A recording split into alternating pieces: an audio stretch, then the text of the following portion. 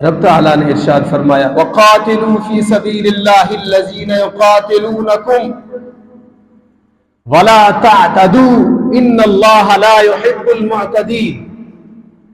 اللہ ارشاد فرماتا ہے وَقَاتِلُوا فِي سَبِيلِ اللَّهِ،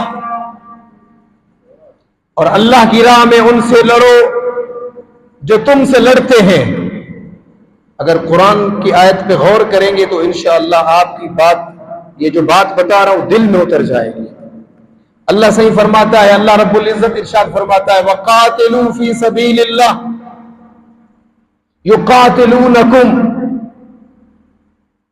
اور اللہ کی راہ میں ان سے لڑو جو تم سے لڑتے ہیں۔ اب آپ غور کریں اس بات پہ کہ لڑائی کس نے شروع کی؟ اس بدبخت نے خود لڑائی شروع کی ہے۔ اللہ کریم ارشاد فرما جو تم سے لڑے تم ان سے لڑو۔ آگے رب تعالیٰ ارشاد فرما وَلَا تَعْتَدُوا، حد سے نہ بڑھو، حد سے تجاوز نہ کرو۔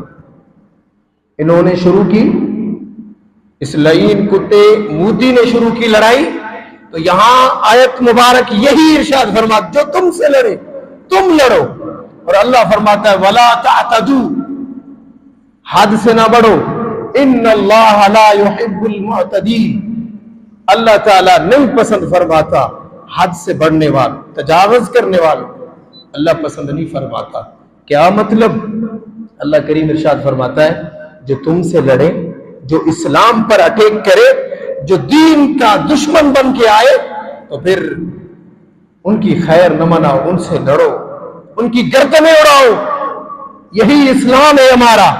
پہل نہ کرو، پہل ہمیشہ مسلمان نہیں کرتا، کیونکہ مسلمان پہلے درس دیتا ہے، محبت کا درس دیتا ہے، اسلام کا درس دیتا ہے، بھائی چارہ سکھاتا ہے کہ امن میں رہو، ہمیں بھی جینے دو اور تم بھی جیو۔ لیکن پھر وہ شیطان پرست، پوجا پرست لوگ، انہوں نے پہل کی تو الحمدللہ ہمارے پاک فوج، ہمارے ملک عزیز کے پاک سپاہی، افواج پاکستان نے بھرپور جواب دیا ہے۔ یہ تو ایک سازش رچی ہوئی ہے ہمارے اندر بھی، ملک پاکستان کے اندر سوشل میڈیا کا دور ہے، وہ کوئی پوسٹیں کر رہا ہے کہ ابھی تک کوئی جواب نہیں آیا، پاک آرمی کیا کر رہی ہے، ایسی ایسی پوسٹیں۔ یہ ایک دشمن کا کھیل ہے، تمہیں کیا پتا؟ انہوں نے اگر اٹیک کیا ہے، مساجد کو نشانہ بنایا ہے، یعنی اصل ان کے دل میں جو دشمنی ہے وہ اسلام کی دشمنی ہے، اسلام کی دشمنی ہے۔ اور پاک افواج نے، ہماری پاک فوج نے ایسا کرارا جواب دیا ہے، آپ لوگ شاید آپ نے دیکھا ہی نہیں۔ تو میرے پیارے بھائیو، وہ نوجوان سپاہی، وہ ہماری دلیر ماؤں کے بچے